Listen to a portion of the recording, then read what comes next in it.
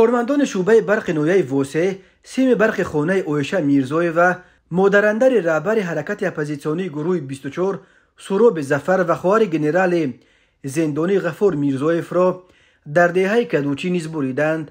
در این باره روز 12 اکتبر سال 2023 خود اویشا میرزویف خبر داد. مقامات تا کنون این خبر را شرح ندادند، ولی اویشا میرزویف علکی دومین نفر از نزدیکان رهبران اپوزیسیون است که از به یگان اساس بریدن سیم برق خانه‌شان شکایت میکند.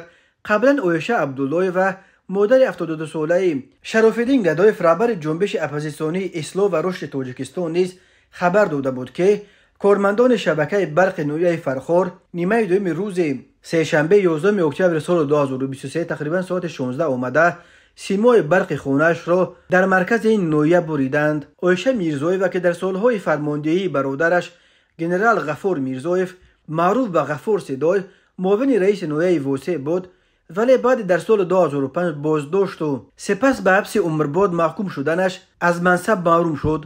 او گفت که 3 کارمند برق نویه ووسه به دهه کدوچی آمده سیم برق خانه او را بریدند. سردار شبکه‌های برق نویه همراهشان بود.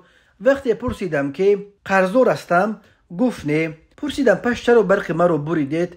گفت که فرمان از بالا است و اگر ناراضی هستی خودت رفته مراجعت کن.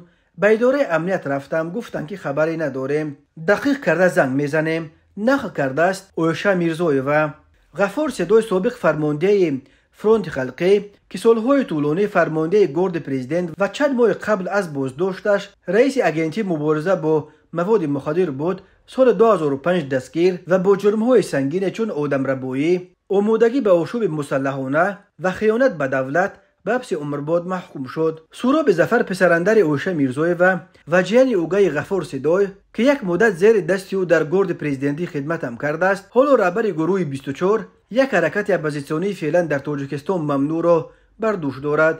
او در اعتراضهای پایان ماه سپتامبر سال جاری در شهر برلین که در روزهای بازدید پرزیدنت تاجیکستان امامعلی رحمان از پایتخت آلمان دایر شد اشتراک کرد. اعضای گروه 24 فعالانه در این اعتراض اشتراک داشتند و ما از فعالان این گروه با تخم به ماشین امامعلی رحمان در برلین حمله کردند. اعتراضهای برلین به خصوص تخمباران ماشین پرزیدنت واکنش تند مقامات تاجیکستان را به بار آورد. به حساب سازمان دیدبان حقوق بشر، مقامات تاجیکستان در پی اعتراضهای برلین به ضد سفر پرزیدنت تاجیکستان امامعلی رحمان دست کم 47 تن از خویشاوندان اشتراکچیان این اعتراضها و چهره‌های شناخته مخالفین را بازداشت کردند.